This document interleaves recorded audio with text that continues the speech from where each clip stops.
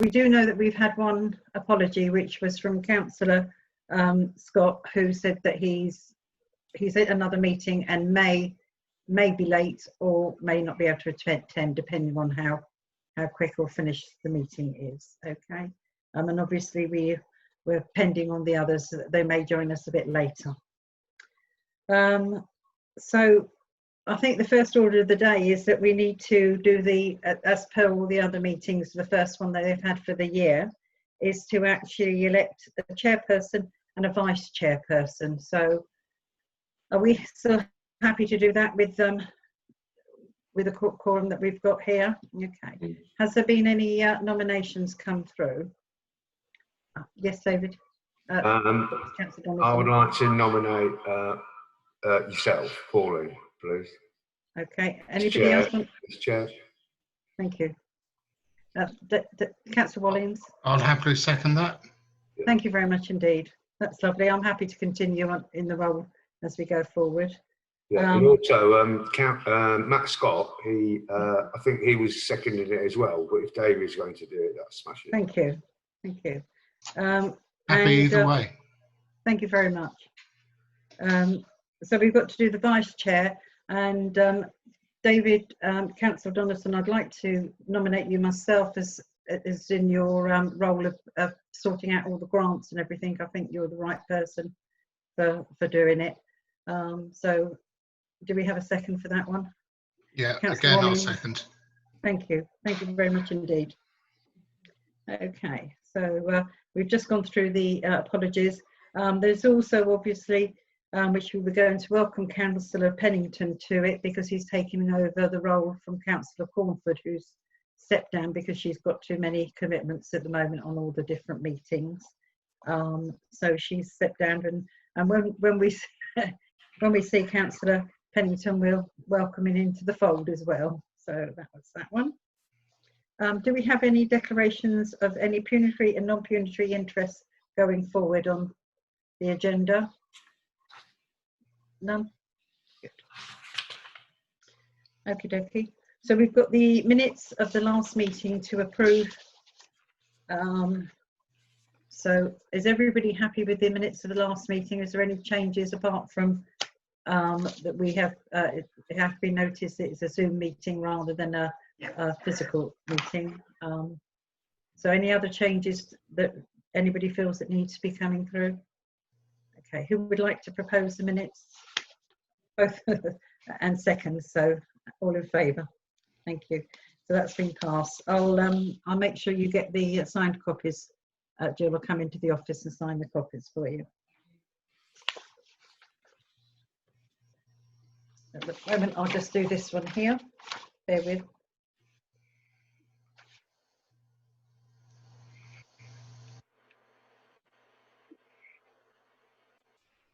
Lovely. Thank you very much. Right, we have number 6. Do we have any public participation today? No. Nobody's interested in us. Okay. Thank you. And then it's over to Jill because she's got her report. Oh, thank you very much. Can everyone hear me? Yeah. I'll just pop you on mute, Councillor Johnson. Okay. Right, so just a few updates really for the Finance Committee. The statutory acknowledgement of redeclaration of compliance with the pension regulator has been completed and confirmed as received. Is that okay? Is everyone getting a bit of an echo? Yeah. Bit of an echo, but not too bad. Okay. So the compliance with the pension regulator has been completed and confirmed as received, and this is undertaken every 3 years and is a legal duty as an employer. The Westgate and Bloom funding following the resolution by full council has been utilised to purchase the remaining plants on Sea Road for the flower beds. The cost, including delivery and VAT, is £1,200 approximately, and this means we'll be able to claim back the VAT as well, because we obviously are able to do that as a town council. I've also advised Kent Ballisters that the invoice for the production of the mould to manufacture the ballisters should be sent to the Town Council following the resolution from the last full council meeting. The flagpole site visit has been completed, and the company have been selected to move the flagpole from Canterbury Road to Sea Road, and also supply a hand-sewn Union Jack flag, which is 3.2 square metres. Apparently that's in relation to the size of the flagpole. And that is at a cost of £72.50 for the flag. The contractor is provisionally booked for the beginning of August, and I'm just awaiting the licence from Thanet District Council that permits us to use the flagpole on Sea Road. I've been informed today that the cost of this licence is provisionally £200 per year for the licence. I've got the draft licence just been received today, and obviously I'll look over that and share that with members later. Remembrance Parade, the forms have now been completed and sent to Thanet District Council for circulation to the Safety Advisory Group, and the Town Council will be paying the road closure application fee as in previous years of £100. Following the site visit this morning with Thanet District Council, I'm pleased to confirm that the new litter bins are on order, and the cost for installing the litter bins with Thanet District Council is going to be minimal at labour cost, they tell me. So hopefully I'll get more details to you once I get that confirmed. As previously arranged for the Community Spirit Craft Group, I'll be assisting the Fixology Group with the KCC funding application. The funds will be held by the Town Council for which Fixology can either purchase items direct and then provide a receipt to receive the funds, or request the Town Council orders on their behalf. This will be a separate code on our Sorry, finance Jill, system. could you repeat that first bit again? I was lost to you after the Fixology bit. Yeah. Sorry.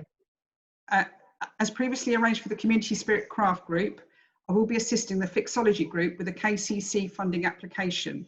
The funds will be held by the Town Council for which Fixology can either purchase items direct and then provide a receipt to receive the funds, or request that the Town Council orders on their behalf. There will be a separate code on our finance system, and an evaluation will be submitted to KCC once the funds are all exhausted. This will include evidence of the use of funds as well as the receipts to prove expenditure. Can you hear me okay? Yeah. Okay. The new notice board for the Town Council, which was constructed by Fixology, is awaiting installation. The Town Council has now applied for the advertising consent to Thanet District Council, as well as the location and block plans. We also provided drawings for the elevations of the front of the building. These were provided by a local architect's practice at the cost of £225 plus VAT. Thank you. Thank you. Jill, the flagpole that we put the £200 a year for license for, is there any restriction on you know, when we can put the flag up, or is it, can we have a flag 50, you know, 365 days a year, or, you know, or what? So we can fly a flag any time of the year, but if we fly our own crest, if we wanted a flag with our own emblem on it, then we'd have to get advertising consent from the District Council, which is similar to what we're having to do for the notice board. Okay. Okay. So no restrictions. Okay, that's great. Anybody got any comments to make on any of those reports that Jill said today? Everybody's happy with that. That's come. Oh, sorry, David, Councillor Blomston. Yeah, yeah, I think it was a very good and full report, and that we should adopt it as part of the meeting. Yes, definitely. I'm happy to do that. Second that. Yeah. Thank you. Thank you. Right, so we go on to our finance reports. As per normal, we've been given our bank statements so that you all know what our bank balance is at the end of the month. And we have the 3 bank statements. We have the one for the current account. So everybody happy with that. And we also have included, which has come through from Jill, the other ones, is our payment report. So we've got... Just to let you know, Councillor Green's just joined us. You're on mute. Oh, hello. Hiya, Councillor Green. How are you today? Okay, apologies for being a bit late. I've been out. on a call, so. No, that's fine. You have obviously a far more important life sometimes than what we do. So Yeah. apologies. All right. Thank you for joining us. Okay. Lovely. We're just we're down actually onto item number 8. Just to reiterate, and we're just going through the bank reports. Just so that you're aware, the committee have elected for myself to remain as chairperson, and for Councillor Donnison to remain as vice chairman. So that's really the only new things. Yep, you're happy with that. Thank you very much indeed. Okay, so I'm just going through that. We have our normal 3 reports that we always show that show our bank balances, so you can just see what we have at the as at the end of the month in the bank. And we also have our payments report, so you can see the list of payments that went out through the month. So everybody's got a copy of those. Okay. We also have our annual report. So we've got our annual budget by cost centre report, and we've chosen to show it this way because it does show last year's spend and budget against this year's budget and year-to-date spend, and we think it kind of highlights quite nicely. You can have a look to see what you're doing through the year of that. So as you can see that we've received in the precept, we've had our first half year come through. That always comes through in advance. So if you go to the very end, you'll see that we're 42,000 underspent, as they say, but not really, because we had our money in advance. Okay, so but you can see the costs going through on a week by week, month by month basis. If there's anything of any interest to anybody that they want to have a review of any line, please let us know. We can get you the detail behind any of those lines at any time. And what we've done is, when we're planning to do one every quarter, and this is obviously the first quarter, is you should have received a forecast report. It's quite a nice big one, so we should, and nicely coloured. So hopefully you should see that one there. And what we've just done is laid out what we think our forecast was that we're going to come into. So we've only got 3 months worth of data at the moment, so it will be fine-tuned as we go through to the year. But you can see what we think we may come in as far as income is concerned and as far as expenditure is concerned. And we've also shown an actual year to date for the first quarter. So we've split the budget down so that you can actually see the budget as it would be if we were doing, because the full budget is on the other report. So we're saying that as of June, we should have had 35,000 precept in. We've received 70. So you can see that we're, 3 months in advance that we've received it. So again, if anybody wants any further detail on any of this, how we come to our figures, what we're doing to get at, excuse me, we're trying to obviously put you some notes for anything that we think that will stick up, so that you can see what it is that is being forecast on. But please let us know if there's anything you want further details of. We can provide that. Okay. Is there anything anybody wants to ask me now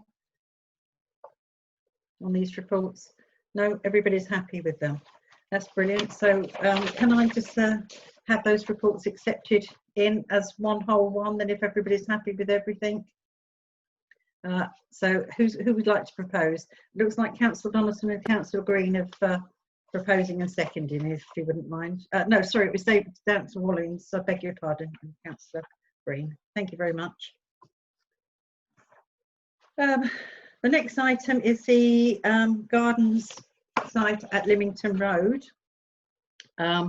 We're going to have a allotment meeting with we've got tomorrow, no, Thursday, we've got an allotment inspection coming up, just to make sure, because obviously with COVID it's been a bit late because a lot of people couldn't get up to the allotments. So there'll be an inspection, and once we've got the findings of those inspections, we'll have an allotment meeting, and it will be looking at reviewing the fees. We've noticed the water has gone up quite considerably this year, so we may have to put the fees up to counteract for that covering. So Jill and I will look at the water fees, and so that we've got some hard and fast figures that we can take to the committee for that one. Okay. Yes, Jill. Just to say, I did do the comparison with other neighbouring parishes, but it's a bit difficult because there's lots of different sizes of allotments. But what I've looked at is our water expenditure for the allotments, and it was £1,495.19 last year. So we currently charge £15 per year per plot for the full plot for water. So we're not actually covering our water costs at the moment. We did put it up last year, and it's whether or not on the committee now that you would like to consider putting it up to £20 for the coming renewals. The renewals are in September, and we would have to let allotment plot holders know a month before the renewals. So it's just really to bring that to your attention, the Finance Committee, that we might need to increase the water charge this year for the allotment holders. By £5, yeah. So yeah, taking it to £20.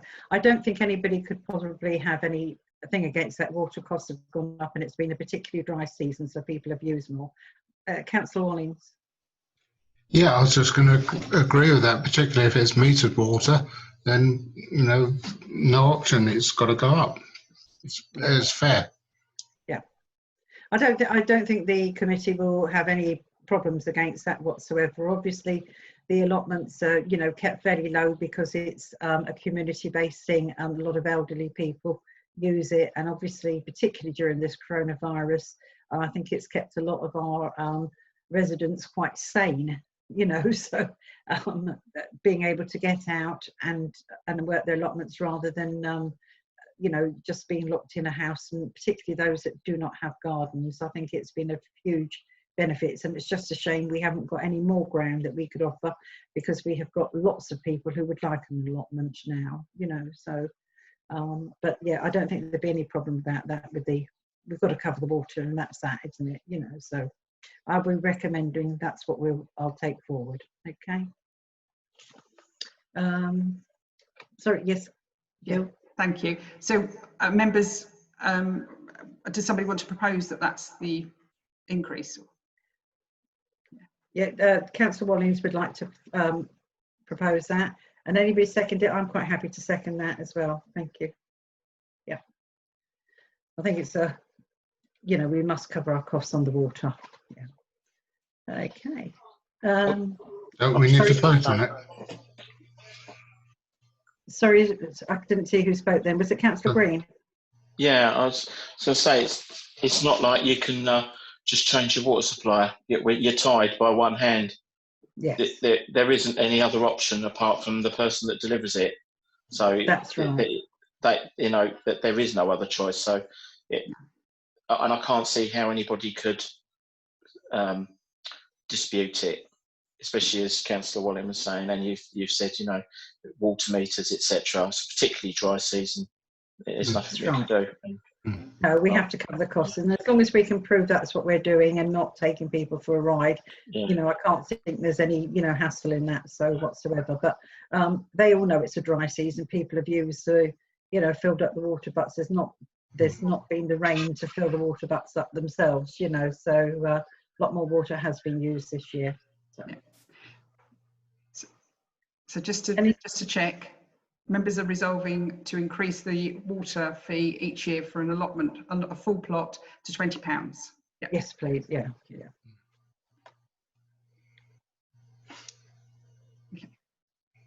Okay. Right. So we're down to number 10, which is the annual insurance renewal. Jill's provided us with a nice lot of information. Do you want to talk us through all of this? I've noticed that we seem to be gaining a lot more on some of the things that weren't included in the policy before and seem to be included now. Things like, now where do I see it? She says, she go and find it. Yeah. So as those of you that were here last year know, we entered a 3-year agreement last year so that we had a reduction in our insurance fee.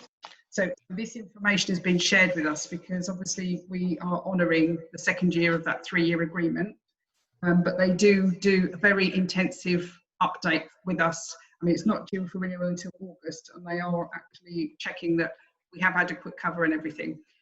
Obviously, when hopefully we take the asset transfers, that will increase the premium. And I have been in contact with the insurance company to advise them of what's being proposed. and they are in the process of getting a quotation with the recreation ground and shelters included. So once I have that information, I can share that with members as well. Thank you. Yeah, so, well, we do need our insurance, don't we? So that's the main thing. So as long as, yeah, we seem to be well covered. So that's very good. Anything else you want to say about the insurance, Jill, at all? No, only that it was for information really for members' sake, because we entered into the 3-year agreement. So it's not, it doesn't require a vote, it's just with the update. Just information, yeah. No, that's lovely. Thank you very much indeed. I think we've got the flagpole update, but you've given us a bit of the flagpole update, haven't you?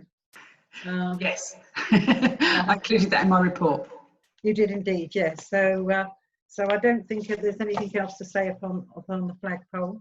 I just think the council is obviously gaining bits from all the little licenses, but I suppose they're trying to make their money back somehow, aren't they? So it seems a lot just to run a flag up there, but I think it's nice to have a flag in Westgate. So I think I think Westgate will like a flag. So I don't think anybody will mind too much. Yes, Jill. I was going to say that with the annual cost of a licence, she said that's £200. I did query as well whether or not we could have a one-off licence fee. Yeah. And she said she would have to go to the head of estates to ask about that. So if members want me to look into that as well, I can certainly do that. It might be worth looking into, because obviously if it's a reasonable amount, you know, if they're short of money this year and they want a reasonable amount, and you know, and depending on how many years it takes us to get our money back, we can look at that, can't we? So okay, we're stuck with the license one way or another, so we're trying to get the best deal of the license. Yes. Okay. Are you happy, everybody, to go for that one? All in favour of Jill finding out more? Lovely, thank you. Thank you. Right, that's me. I don't have anything else.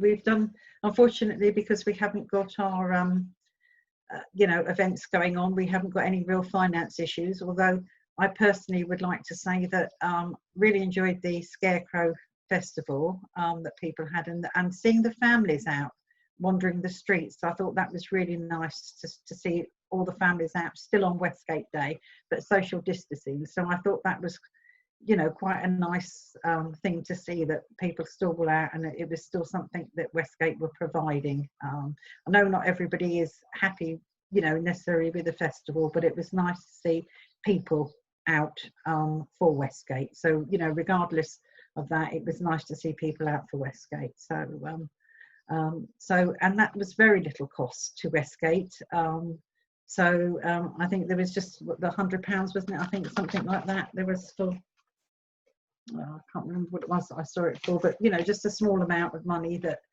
for printing off the trail maps, you know, and stuff like that. And I just think, you know, for the enjoyment that lots of families had just looking for things. We also, out of that particular day, Jill and I were up at Leamington Road, and we had a couple of people approach us about other things that they would like to do on a similar but not the same type of, you know, vein, but that cost kind of neutral. One that we've brought up before, but somebody is willing to take on the running of it, as long as we could do a bit of legwork to the shops, and that is, you know, who's a stranger in my window. So basically we have a thing like a similar treasure trail, but they have to look in the shop windows or go in the shop, and they have to find the object that doesn't belong in the shop. So in other words, butcher's shop might have a box of matches in it, you know, so that type of thing, you know, so that keeps the children in town, and you know, everybody coming into town and having a look at the shops and hopefully going in and buying things from those shops. So you know, so that was very useful. So it was nice to see people wanting to do that, wasn't it? So and that's all I've got. Does anybody else have anything they want to bring up? Let's go to Councillor Donaldson first. Is there anything? Yeah, I think you probably hold the record for chairing the shortest council meeting in the history of local authorities, because you're under 30 minutes. So well done indeed. Well, it's not meant to at this moment in time, but I think it's just that everybody is very good at reading the meeting minutes, and obviously anything that, you know, has been looked at beforehand, you know. So hopefully that makes a difference. So, thank you.